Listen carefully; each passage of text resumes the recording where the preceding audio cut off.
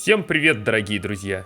Это второе видео из серии о сюжете Lineage 2 с начала времен. Процесс создания вселенной, появление духов, ангелов и стихийных миров, рассмотренные в предыдущем видео, дали начало известному нам игровому миру, материальная часть которого и станет полем, где будут разворачиваться основные события игры, и расы вступят в войну за власть. В этом видео мы поговорим о том, как были созданы эльфы и хранители Древа Жизни, расскажем историю появления орков и убийства богами их прародителя, вспомним историю гномов и артей, узнаем историю создания демонов и суккубов и, конечно, рассмотрим историю создания людей и заложенный в них дух хаоса.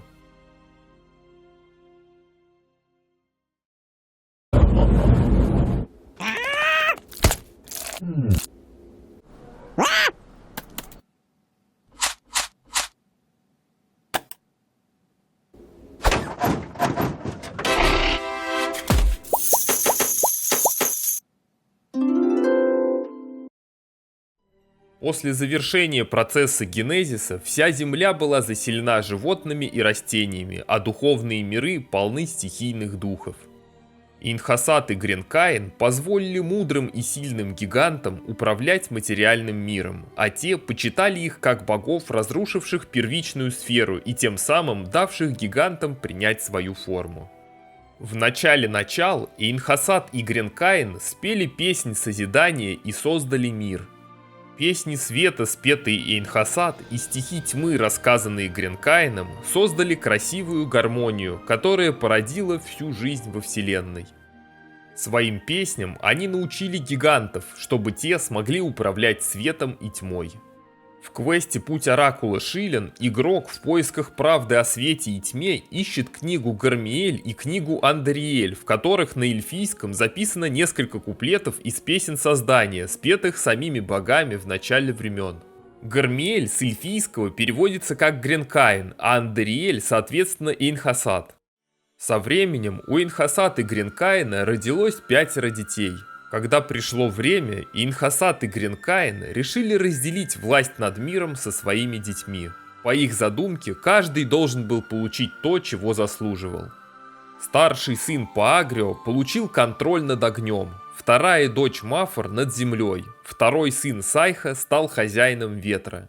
Сомнения вызывали только 2 дочери, старшая из детей Шилен и самая младшая Ева.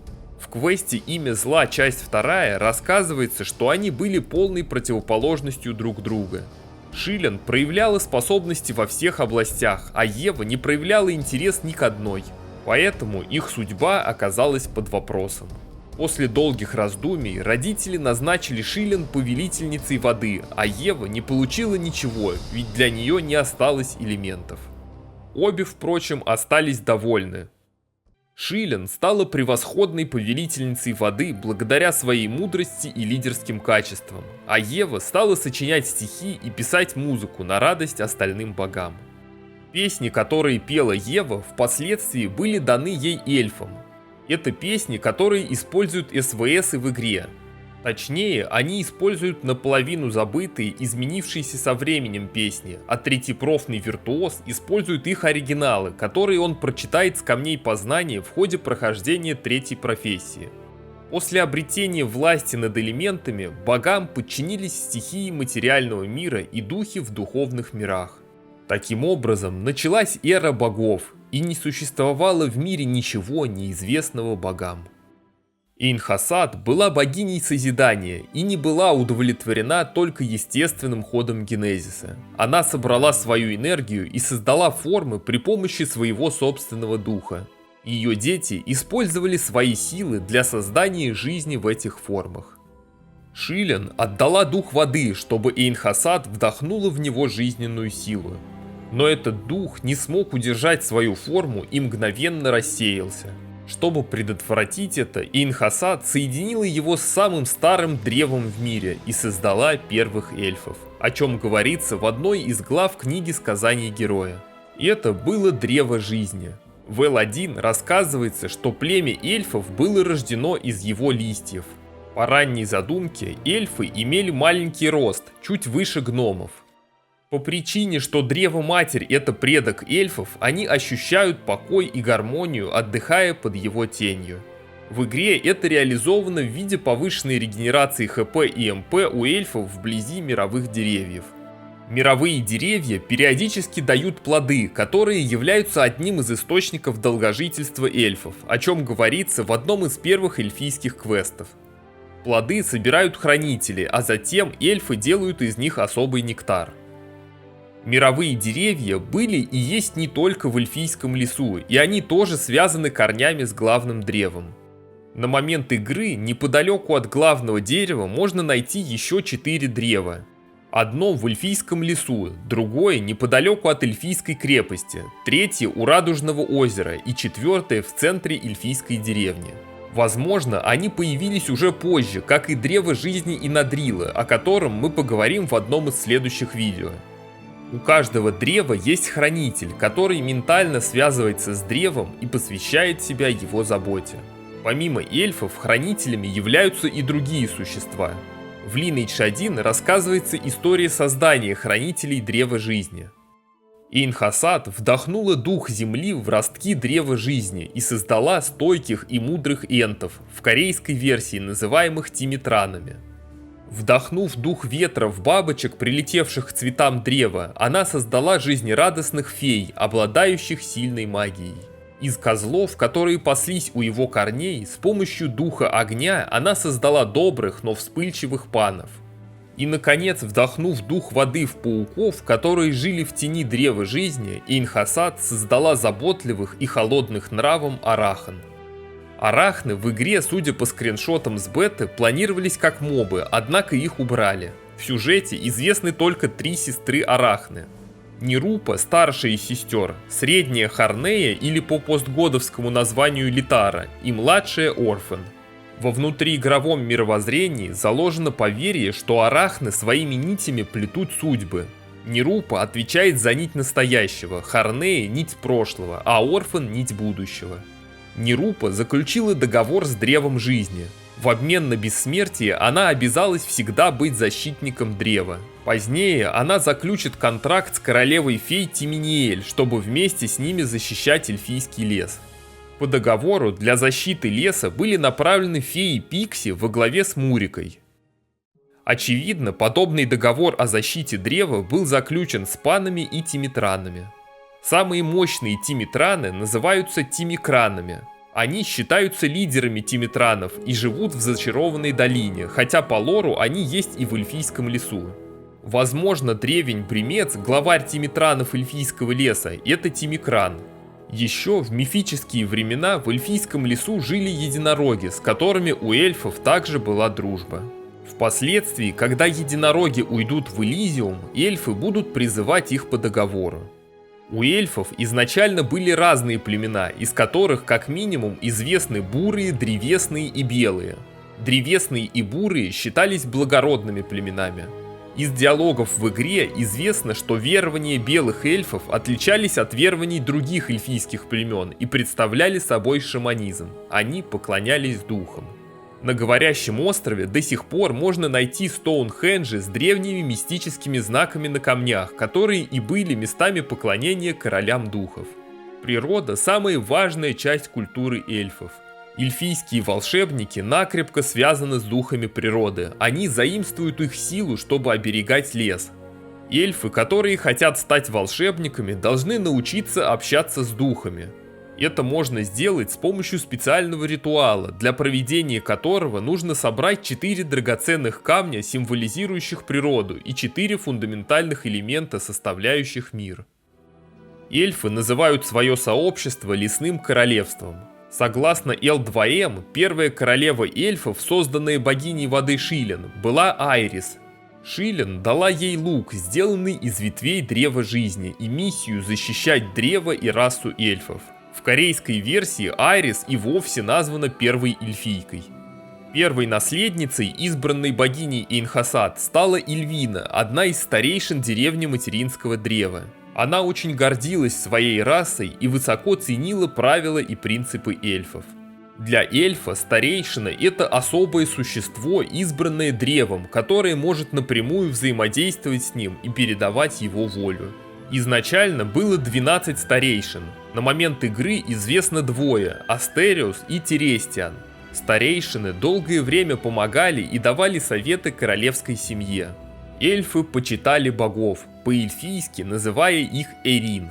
Шилен на эльфийском звучит как Сириниэль, а Ева — Эльвас. Гиганты же называли Инхасат Ян-Хаседа, а Гренкайна — Гран-Казель. Вместе с эльфами боги создали и другие расы. Паагрио вселил дух огня во вторую форму, что была создана Инхасат.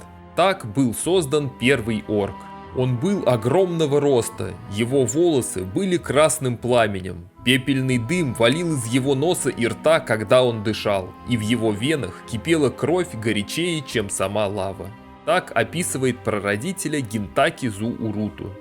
Свои первые шаги прародитель орков сделал на плато Бессмертия, в пещере, которую потом будут называть пещерой испытаний.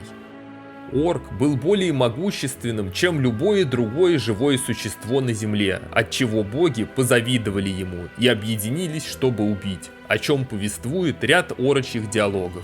Сам дух первого орка, призываемый в квесте на профессию верховного шамана, рассказывает, что когда Паагрио приказал ему спуститься на землю, ревнивые боги замыслили убить его. Боги использовали изобилие воды на земле, чтобы погасить внутренний огонь и затвердить лаву, которая текла в венах первого орка. Когда он спустился с небес, высокая температура его тела начала охлаждаться из-за силы воды. Лава в его жилах превратилась в кровь из-за силы земли. Его дым был рассеян из-за силы ветра. Отец орков был несчастен из-за того, что потерял свою силу, но Паагрио сказал, что если он будет обучать свое тело дисциплине и бою, то сможет стать сильным вновь. Завистливые боги потушили его вечный огонь водой, оставили тело высыхать на ветру и засыпали останки землей. Но своим последним предсмертным вздохом первый орк создал основателей 7 благородных племен, в которых он вложил свои черты чести и пламени.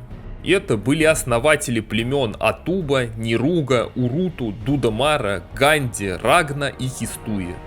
Тело основателя умерло, но его дух продолжал оставаться в пещере, где был создан он сам, в пещере основателя. Он обучал своих наследников тому, чему обучал его сам Паагрио, непрерывно стремиться к силе, чтобы стать более сильным, чем вся жизнь. Наследники первого орка стали основателями 7 великих племен, которые быстро разрослись и стали родоначальниками еще 108 более мелких. Орки чтили своего создателя и поклялись защищать святое пламя вечности, согласно гайдбуку, зажженное первым орком от пламени Паагрио. Оно находится на плато Бессмертия. На момент игры там возведен храм, в центре которого каменная статуя с выгравированными на всех 4 сторонах лицами и всегда горящее святое пламя. В L2M есть карточка жрицы огня Сераф, цель жизни которой защищать пламя вечности.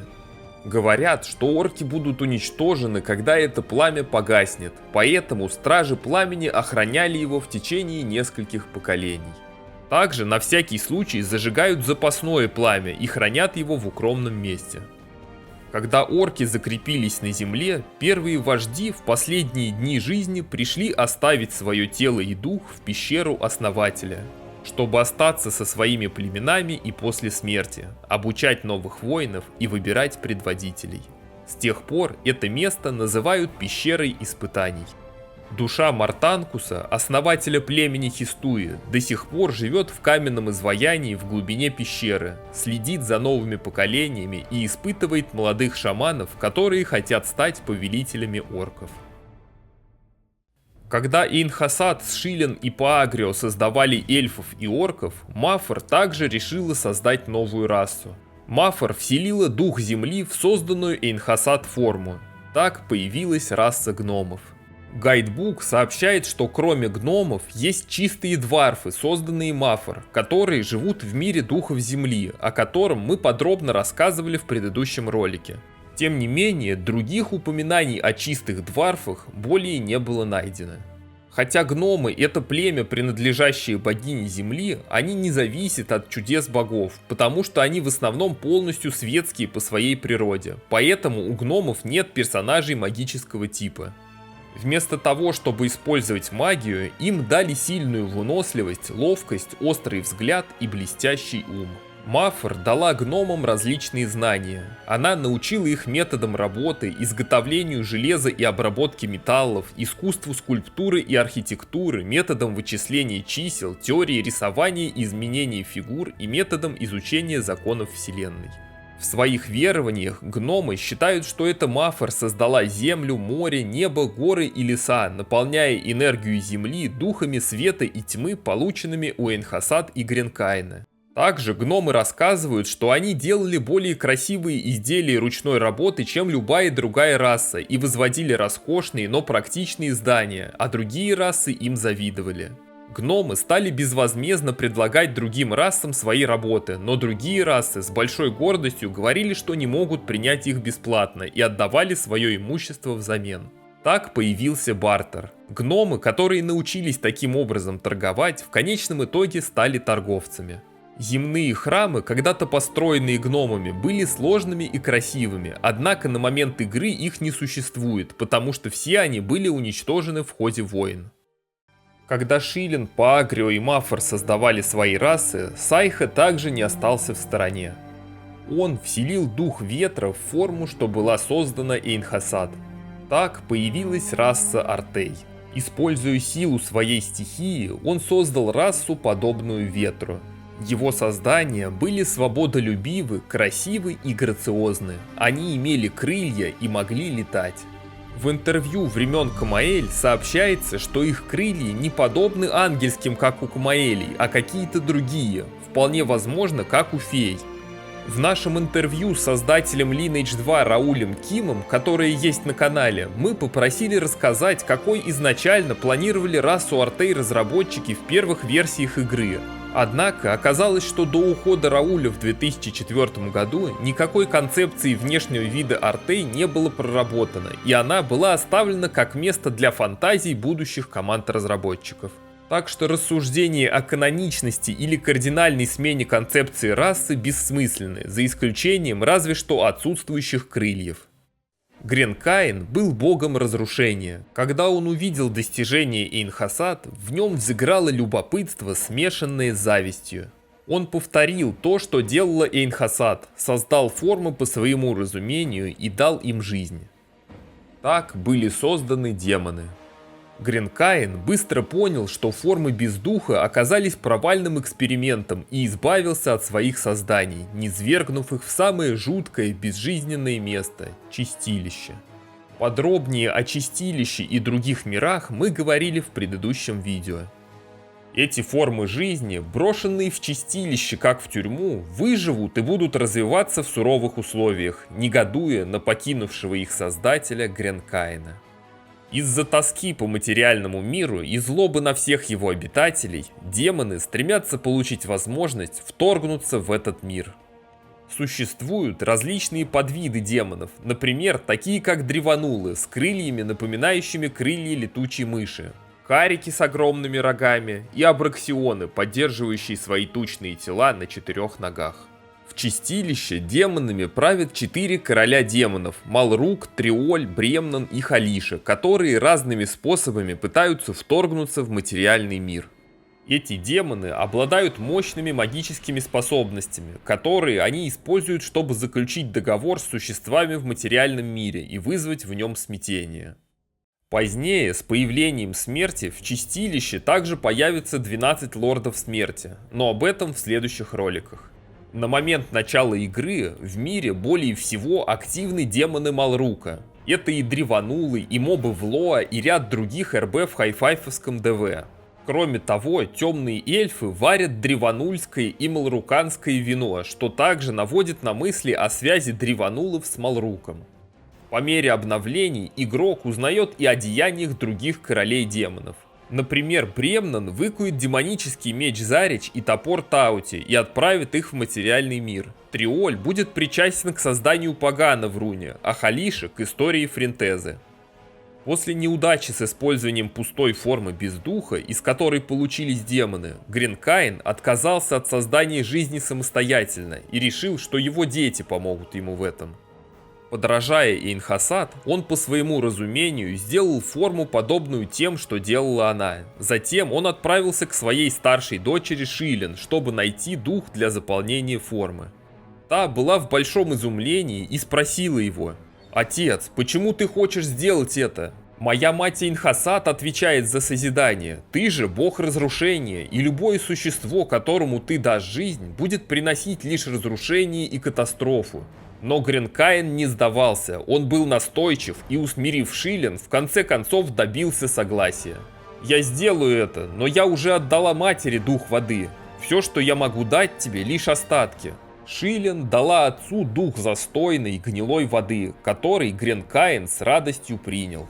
Но он чувствовал, что недостаточно содержать в своем творении только один дух, поэтому он отправился к своему старшему сыну Паагрио.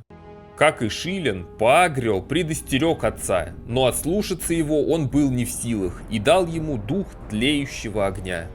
Гренкаин с радостью принял и его. Мафор в слезах взывала к отцу, но в конце концов отдала ему дух грязной и бесплодной земли.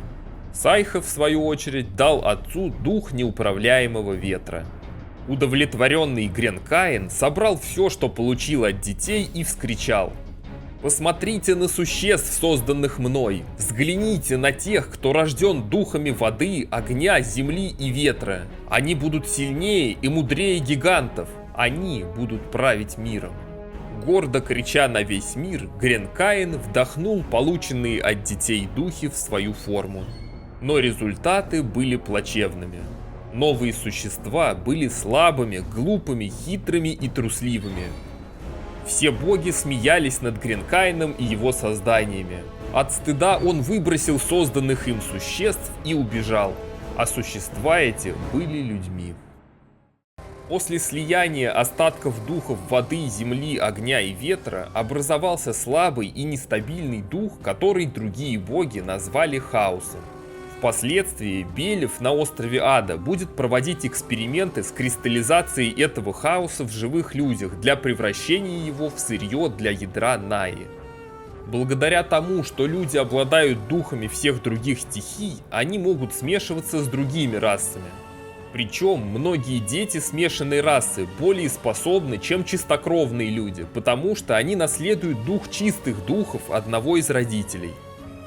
Гренкаин, уединившийся в своем дворце темноты, создал еще одних существ – суккубов.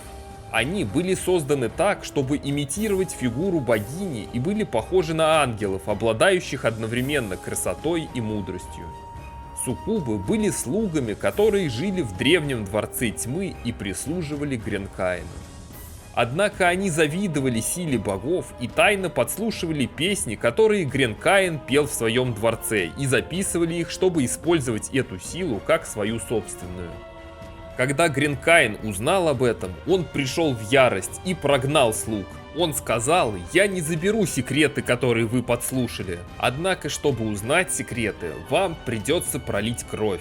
Документы, в которых суккубы записывали слова из песен, исчезли, но вместо этого, когда они умирали, их кровь формировала руны, которыми были записаны тексты песен, которые они подслушивали во дворце Гренкаина. Игрок, проходя профессию на Шилен Оракула, смачивает свитки в крови убитых им суккубов, чтобы она сформировала на них руны. Из 5 кровавых рун получается книга Гармиэль, где записаны песни Гренкаина. Со временем созданные богами расы расселились по континенту и стали жить бок о бок с гигантами. Раса эльфов была мудрой и восприимчивой к магии, но эльфы не были столь же мудры, сколь гиганты. Поэтому эльфы вынуждены были служить гигантам в политике и магии. Раса орков была очень сильной, но, конечно, они не были так же сильны, как гиганты. Поэтому орки для гигантов играли роль пушечного мяса в различных войнах. Раса гномов была очень умелой во всем, что касается инженерии, математики и мастерства в различных технических дисциплинах. Они служили гигантам в качестве банковских служащих и рабочих на производстве. Крылатая раса Артей – свободолюбивые и любопытные создания. Гиганты хотели поработить их. Мешало лишь одно – однажды пойманные и посаженные в клетку Артеи быстро теряли жизненную силу и умирали.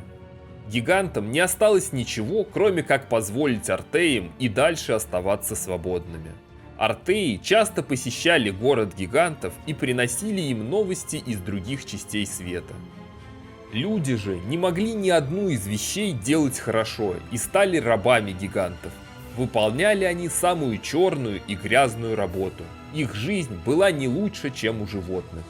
Гренкаин отказался защищать свою расу, которую он признал неудачей, и люди не знали, как разговаривать с таким создателем. По этой причине, в отличие от других рас, которые разработали свою собственную религию, основанную на поклонении богам-создателям, люди не имели собственных верований и долгое время страдали хаосом, в котором были разбросаны различные религии. Люди, принявшие мифическую систему гигантов, поклонялись Инхасат и Гренкаину как богам и приносили жертвы богам 4 стихий в форме шаманского поклонения природе. Спустя столетия слабость людей превратится в бесконечное стремление к силе. Короткая продолжительность жизни заставила ценить свою жизнь. Импульсивность и неспособность рационально мыслить станет мужеством совершать невозможное. Их нестабильность явилась движущей силой, которая в итоге привела их к стабильности. Если вам понравилось это видео, не забудьте поставить лайк и подписаться на канал. Также буду рад видеть вас в нашем телеграме. Благодарю всех, кто поддерживает канал лайками, комментариями и донатами. И это является большой мотивацией продолжать делать видео. Всем спасибо за просмотр и до встречи в следующих роликах.